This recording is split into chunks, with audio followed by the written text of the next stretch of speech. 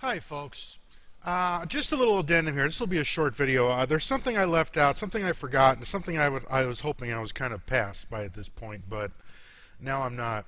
Have you ever had an interview where you just came home and it's like you something happened? You know, you couldn't seem to get there, or you were late, or you couldn't show up, or couldn't find the place, or you couldn't find the phone number to call that, or stuff happens. We're human. We live amongst a bunch of other humans, and if you live in a major city, things are going to happen. But sometimes it's not always your fault. And here's the deal. There's such a thing as what I call the EEOC job interview, which is EEOC in America is the Equal Employment Opportunities Commission. That's supposed to be the overriding government body that makes sure that you don't get don't get hired because you're a woman or in a minority, or you'd lose out on an opportunity because somebody doesn't like what you're wearing on your head or whatever. Okay, that's what the EEOC is, and the EEOC interview is this. And there's some factors involved here. There are factors or indicators, is a better word for it. And I actually had one of these today. First thing is, the interview, it takes a really long time for them to get back to you, like usually, which a lot of interviews do now. I mean, some of them are 2 weeks to 30 days, but you're talking, 2-3 weeks after an interview, or an interview after a application submitted.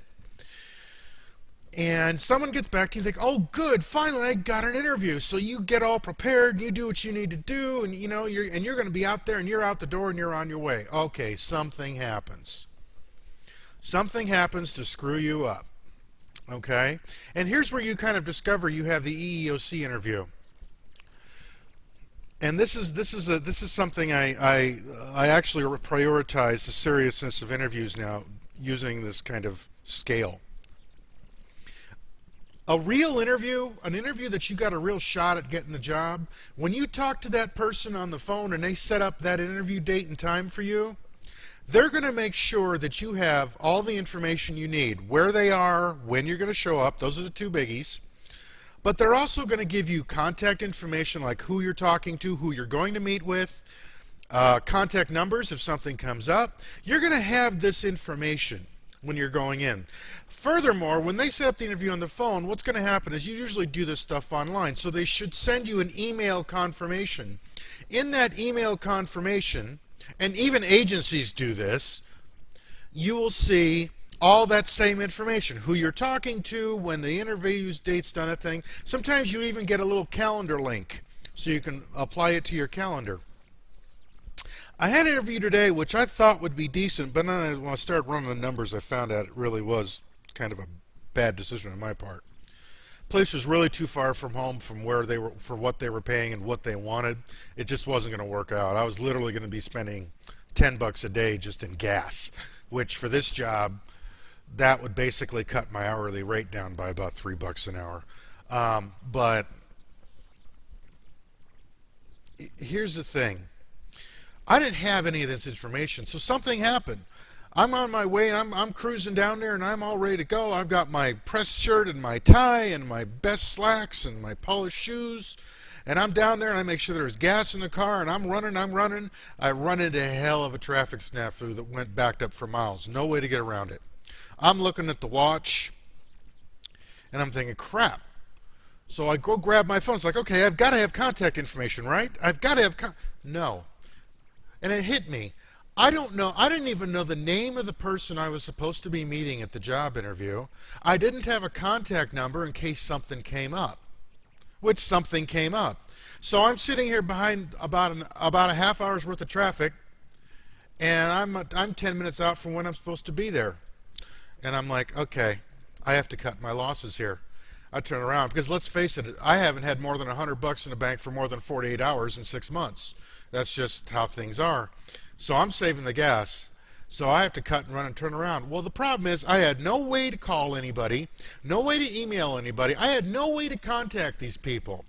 That's two things. Number one, it's the EEOC interview, which means they've already had somebody in mind. Two, this was a Friday interview, a late week interview. Friday interviews, late week interviews are the worst because let's face it, most people at the end of the week are Monday through Friday. They don't give a crap about you. They don't care about interviewing. It's just something to get out of the way. If you're getting scheduled for a late week interview, anything later than Wednesday, be suspicious. Because 9 times out of 10, and I know I use that phrase a lot, but 9 times out of 10, they're just doing what's required. And this was a fairly large company, which means they probably had to have a minimum number of applicants set up. And the fact is, if something goes on and screwed up and I can't come in and I want to reschedule, I don't have the information, but screw it. They put it back on me. Well, he didn't show up. He was a no-show. It's out of our hands. But they never intended to hire. Here's another tip-off. The job was pulled down.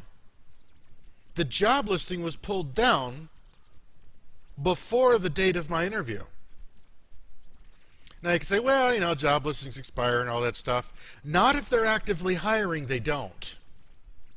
Okay? The job listing was no longer there, which means they were no longer really interviewing, which means I was basically an EEOC courtesy interview is what I was going to come down to. I never had a chance at this job. And how I know this is because I've had a lot of interviews. And I can tell you that every interview, every job, every place that was really serious made sure I had contact information in case something happened. Because these people are actually showing they're interested in talking to you. When you don't get that information, what that tells you is that you're not a serious candidate to them. They're not really looking at you. So here's what I'll say. If you can possibly get to that interview, you get to that interview. But hey, if something happens like what happened to me today, if something happens where you can't get there in time and you know that it's just not going to happen and you don't have any way to contact these people, none, then don't beat yourself up over it. As they say, in the pasture, shit happens. And shit happened. Don't beat yourself up over it. And here's the other thing, guys. And here's the cherry on the top of the sundae. You get home and you miss that interview. If there isn't a phone call, because remember, they called you.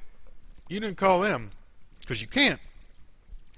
If there isn't a phone call about why you didn't show up, that's the cherry on the top. They weren't serious.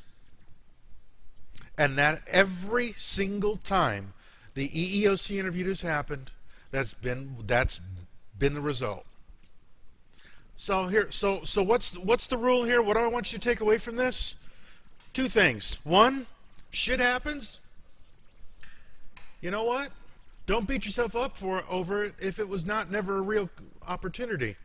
And 2, still go out, get to those interviews, do whatever you can to get there and do it and be on time and whatever, but look for the signs. Know when you're wasting your time. And of course, continue to use my methods on Indeed to get even more interviews. And like I said, don't sweat it. Shit happens. Have a great day. Good luck in the job search. We'll be talking to you.